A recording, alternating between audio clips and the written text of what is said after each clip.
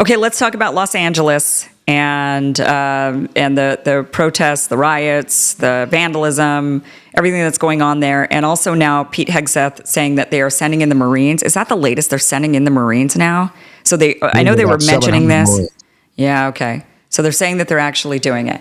I am not in favor of this. I don't think that the federal government, I mean, look at it. In the future, it will be President AOC. Do you want President AOC sending in the troops to quell any sort of uprising in Texas or wherever?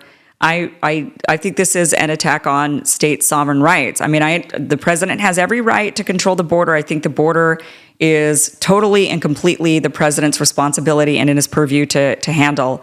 But sending troops into American cities, I think that this sets an incredibly dangerous, scary precedent. We didn't like it when it was against January 6ers, going after them, using federal law enforcement to find them, snuff them out. I don't know why I don't know why people would champion this, because to me it's short-sighted. When it's President AOC, you're not going to like it. What do you think about it? First of all, if we have President AOC, this country is in much worse shape than I would have expected it to be. I'm, like you, uneasy with using troops on American soil. However, they are going in a very limited capacity. We saw immediately that Gavin Newsom and Karen Bass, the mayor of Los Angeles, were unable to quell the riots. I chuckled when I saw, I think James Woods, the actor, posted a video of riots in Los Angeles, to which Gavin Newsom responded, this video is from 2020. Okay, so how many years have you governed over riots in your city? Yeah. You obviously cannot control violence and uprising when it happens. Yeah, but the National Guard troops didn't either. They came in, and then that's when the cop cars got lit on fire. It was after the National Guard troops were there. The National Guard troops weren't even on site when the Waymos were being set on fire. And I feel sorry for those poor Waymos that went in there unknowingly without a driver to be burned to the ground. The National Guard troops and the Marines are going in to defend federal buildings that local law enforcement is not equipped to protect. They've got to let local law enforcement, let the sheriff's officers, let the local municipality police departments handle the violence on the streets if they can. If they can't, Governor Gavin Newsom, I hope, would call in the National Guard for support. But these National Guard troops and the Marines are being sent in to protect the federal buildings, which are under siege from some of these violent agitators, some of these paid agitators who want to break in, who want to see ICE dismantled. They're there to protect federal property, not to go into the streets and round up dissenters. I mean, it sounds a lot like what the liberals were saying about the J6ers. I mean, it's like I just don't think that we can be for it when it's the people we don't like, and then against it when it's the people we like. And that's what I see that in this. I thought the National Guard should have been used to protect the Capitol building on January 6th. You think they should have? On January 6th?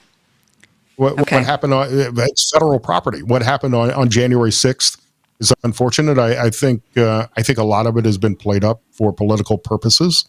And we could probably have a whole conversation about what happened on January 6th. But absolutely, there was the opportunity. There was a powder keg on January 6th for the potential of violence. And I think there's a difference in the violence that's happening in Los Angeles today and what happened on January 6th. But there was violence on January 6th. And the National Guard should have had an obligation if they had been called, taken into, had been embraced by the Capitol Police and Nancy Pelosi, people who had authority to accept them. National Guard absolutely should have been used to protect the federal building. Okay, well, you're consistent on that, so that's good. I like that, as long as you're consistent in your argument, I suppose. But, the immigration issue, a lot of Trump, I think people would be way more okay with the rounding people up and sending them away if the administration was really, really going after just the violent criminals. But we've been seeing others being rounded up and taken away in this as well. It's not just the violent criminals. And I think that's the issue. First of all, if you come into the country illegally, you have committed a crime. You are here illegally, making you, by definition, a criminal. Absolutely, the violent gang members, the human traffickers, the drug traffickers should be prioritized. Yeah. But if you run into somebody in the country illegally, you should also round them up. We had more than 10 million, by some accounts, 15, 20 million people come into this country illegally under Joe Biden and past administrations, including Republican administrations, that are in the country illegally and should be deported. I'm pro-immigration. Come to the country legally. And you're right, prioritize the criminals, the violent gang members first. But if you run into illegals who are here, they should also be rounded up. And many of these cases have been completely blown up. The case that sparked this powder keg in Los Angeles, ICE was there to apprehend a violent gang member, was serving a violent warrant, and just happened to come across some others that weren't on the warrant and also arrested them. Yeah, but it's also the way they handle it. I mean, those who are getting deported, it's a very, I mean, they don't even give you a cell phone. They don't let you, they don't give you your phone. They don't let you contact anybody. They don't give you any, they just, a lot of times they'll just put you on a plane and ship you out of there, and they don't care if you have the appropriate clothes for where they're sending you to. I mean, and that I think is where people think this isn't okay for the people that aren't violent criminals. I mean, give them a chance to self-deport. So round up the violent ones, get them out of here, do what you need to do. But all the rest, if you have the option, you're not going to self-deport. It's no different than the Biden administration throwing a bunch of people who came into the country illegally on a plane and sending them to Michigan. No, Trump's been getting a lot of people to self-deport. A lot of people are self-deporting. And then he even talked about throwing money at those who would self-deport. I mean, he's even talked about, let's give them some extra incentive to self-deport. So, I mean, we're seeing the self-deportations happen. I mean, that's one of the benefits of Trump cracking down on the border, is that it's caused a lot of people to say, hey, it's actually better for me to self-deport because I can actually take my stuff with me.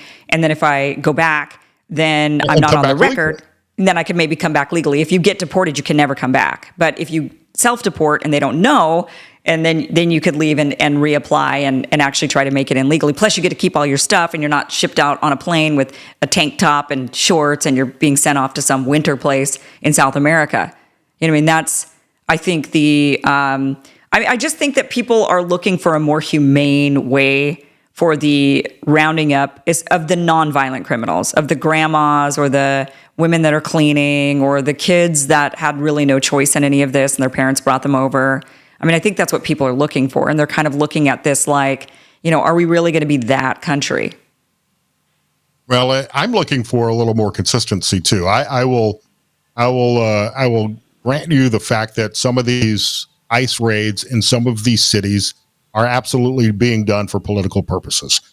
There are, depending on which number you look at, 2.4, 2.6 million illegals in California, but there are more than 2 million illegals in Texas. Where are the ICE raids in Texas, a red state? Let's see this consistency in every state. Yeah. Let's go after all the illegals. Let's go after especially the violent criminals, but let's do that literally everywhere, not just in Democrat-controlled states and cities. Right, that said, it feels like sanctuary cities first, because sanctuary cities are going to be a magnet for the illegal criminals. Yeah. I mean, look, I'm all about it. Like, round everybody up, send them all away. I mean, I think, I'm with you. I'm here in Italy and I wish I could stay, but there's laws. And if I overstay my welcome and I get caught, I would imagine they would deport me. I mean, that's what my expectation would be. So you had to go through the process. You had to get into Italy legally for a purpose, and you're there for an extended period of time. They're going to check on you. Right. I'm only allowed to be here for 90 days. And if I go over 90 days, then there's serious fines and whatnot. And if I decide to overstay my welcome, I would figure if I got caught, they would eventually deport me. I mean, I'm with you. I don't feel like it's really sad. It's really too bad. I feel like I feel that for the kids, the ones that were brought over by their parents. They didn't have a say. They were minors. We can't expect minors to know the law or to think, go hire an attorney and go through the immigration process. We can't expect that of kids. So I feel really bad for the kids, and I don't think they should be deported. I do think that we have to come up with some sort of solution for that. I don't know, now then that goes into the birthright thing. Like, what do we do about the birthright citizenship question? You got to eliminate that. That's also a magnet. But then I don't think SCOTUS is going to eliminate it. And I think that the reason is because it would end up creating a legal logjam nightmare, because there are going to be people born here that absolutely should be American citizens, and they have every claim to be American citizens, and it's very different than those that are just crossing the border to have their kid. And usually, the people that are just crossing the border to have their kid, the ones that I've known about, they've come in from like Russia, China, Turkey, where they're literally just flying in here for a couple of months, have the kid, and just to get the citizenship for the kid and then take them back to be raised in their home country, but just with the option of having the American citizenship so that later on they can come back. That's one reason why birthright citizenship should be eliminated. But I'm most curious, or if at you least stay modified. 91 days in Italy, what kind of pasta and sauce do they serve in Italian prison? That's what I want to know. I bet it's really good food. I don't know. Yeah, I'm get sure a nice noli with dinner in prison in Italy. That's what I would want to imagine know. it's probably better than American prison food. I don't know. The hardest part about cooking or barbecuing steaks, chicken, or fish is constantly checking the meat, thinking you're getting it right, then you serve it, and damn it, half of it is beef jerky and the other half is still bleeding. Well, those days are gone. I got a Chef IQ Sense and I'm ready for Food Network. I'm telling you, Chef IQ Sense is a brilliantly simple cooking sensor that goes into whatever I'm cooking. It's kind of like a meat thermometer, but it's wireless and way smarter. It takes the stress out of not knowing if your meat will come out perfect. I just enter whatever it is I'm cooking into my Chef IQ Sense app, like steaks, chicken, fish, whatever. I then choose precisely how I like it cooked. Well done, medium, medium rare, rare. Chef IQ Sense continuously monitors and predicts precisely when my food will be done. No checking and rechecking a hot oven, sweating over a barbecue, frying pan, or air fryer. I'm free to kick back, visit with guests, or do whatever else needs doing. Chef IQ Sense sends an alert to my smartphone when my steaks, chicken, or seafood are cooked to order the way I like it. No more guessing. This is the world's smartest, simple to use wireless cooking sensor, and they just announced a flash sale. You need to jump on this. Summer grilling season is here, and Chef IQ Sense makes you a grill master. This is the perfect Father's Day gift, and during their flash sale, you'll get 15% off. So visit chefiq.com, use promo code Kim. Again, that's chefiq.com, promo code Kim.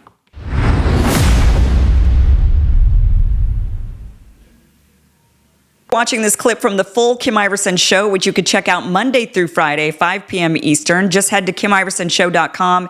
It is free to watch, and it is live every Monday through Friday, 5 p.m. Eastern. See you there.